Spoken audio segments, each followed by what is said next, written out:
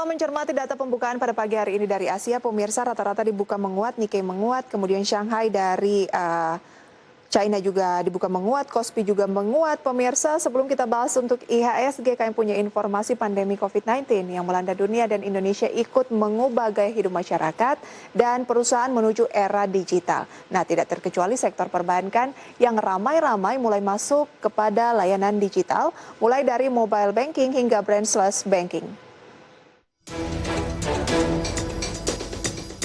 Pandemi COVID-19 yang telah di Indonesia dan dunia dalam 1 tahun terakhir akhirnya ikut mengubah gaya hidup masyarakat. Para pelaku usaha di berbagai sektor pun melakukan transformasi menuju era digital, tidak terkecuali sektor perbankan. Digitalisasi yang mulai terbentuk saat pandemi di sektor perbankan tercermin dari aktivitas nasabah bank yang mulai beralih ke layanan digital seperti mobile dan internet banking, serta layanan e-channel. Bahkan kondisi ini membuat jumlah kantor perbankan mulai berkurang. Otoritas Jasa Keuangan mencatat, per Oktober 2020 jumlah kantor bank umum sebanyak 30.691 unit, di mana jumlah ini turun dibandingkan akhir tahun 2019, yaitu 31.127 unit atau turun 436 kantor. Sementara itu, PT Bank Sentral Asia Tbk semakin memantapkan diri bertransformasi menjadi bank digital terbesar pertama di Indonesia. Bank swasta raksasa di tanah air ini sebentar lagi akan meneguhkan diri sebagai bank digital pertama tanpa cabang dengan mengintegrasikan sistem digital perbankan. EVP Secretariat and Corporate Communication BCA Hera Harin seperti dikutip MNC Portal Indonesia mengatakan, saat ini BCA tengah mematangkan kesiapan dan pengembangan infrastruktur sekaligus ekosistem terintegrasi bank digital BCA. Hal ini untuk mendukung segala aktivitas produk, layanan, keamanan hingga kenyamanan transaksi perbankan. BCA mencatat transaksi nasabah BCA di kantor cabang juga terus mengalami penurunan menjadi hanya 1,5% dari total keseluruhan selama pandemi COVID-19. Namun demikian, BCA tidak serta-merta langsung menghapus kantor cabang karena sebagian transaksi masih perlu datang ke bank. Berbagai sumber IDX Channel.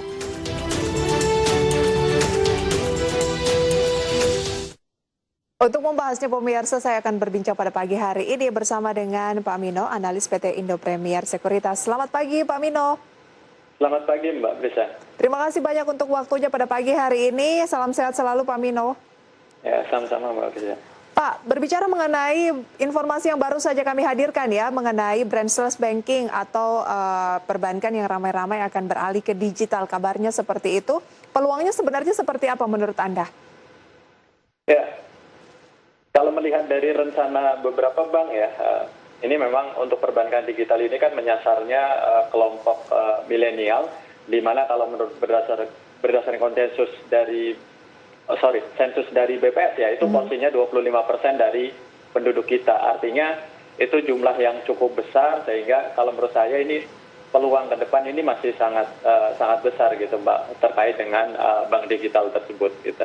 Nah, bank digital ini peluangnya ke depan sangat besar dan bukan hanya untuk bank-bank kecil, tetapi bank-bank besar seperti BCA saja ini memantapkan diri bertransformasi juga menjadi bank digital melalui anak usahanya begitu ya, dan berencana menjadi bank digital terbesar pertama di Indonesia dengan istilah bank robot begitu ya, tanpa kantor cabang. Mungkin nantinya benar-benar tanpa kantor cabang, tapi untuk saat ini atau ke depannya di awal-awal masih akan menggunakan kantor cabang.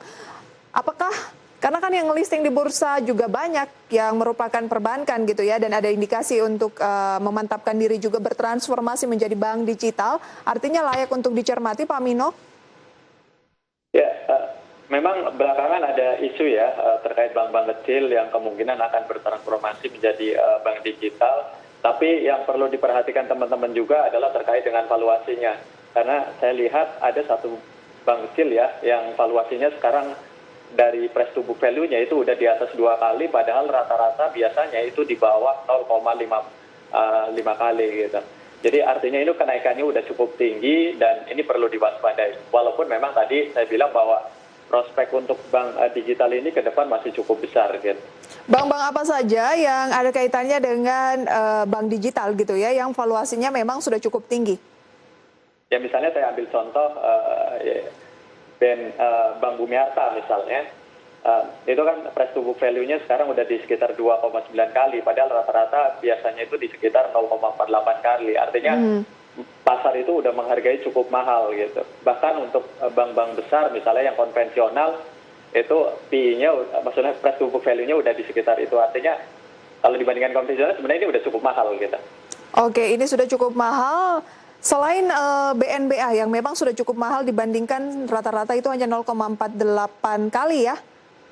Ya. Sementara valuasi dari BNBA sudah 2,9 kali. Ya. Adakah emiten perbankan yang mengarah ke bank digital lainnya ini yang lebih menarik menurut Pak Mino? Sejauh ini saya belum melihat ya, Mbak. Belum, okay. Mungkin ya, maksudnya kalau dari terkait valuasi memang dengan kenaikan belakangan itu menjadikan harganya udah cukup mahal gitu. Kenapa prospek dari bank digital ini Pak Mino belum tampaknya terlalu tertarik ke sana? Sebenarnya lebih terkait dengan harganya saat ini ya. Kalau tadi bahwa ke depan memang dengan adanya tuntutan zaman ya, bahwa teknologi terus berkembang, kemudian nasabah juga menuntut transaksi yang lebih efisien, bisa diakses di mana aja gitu. Tentunya ini peluang untuk bank digital itu masih cukup besar. Cuma ya lagi-lagi harga di pasar itu pasti akan nanti pada akhirnya akan mengacu pada fundamentalnya. Salah satunya adalah valuasinya itu seperti apa. Apakah sudah mahal atau belum gitu. Oke. Untuk kondisi saat ini saya lihatnya sudah cukup mahal gitu. Valuasinya karena saat ini sudah cukup mahal sehingga Anda tidak terlalu tertarik untuk berinvestasi di saham-saham ini dulu ya? Iya, betul.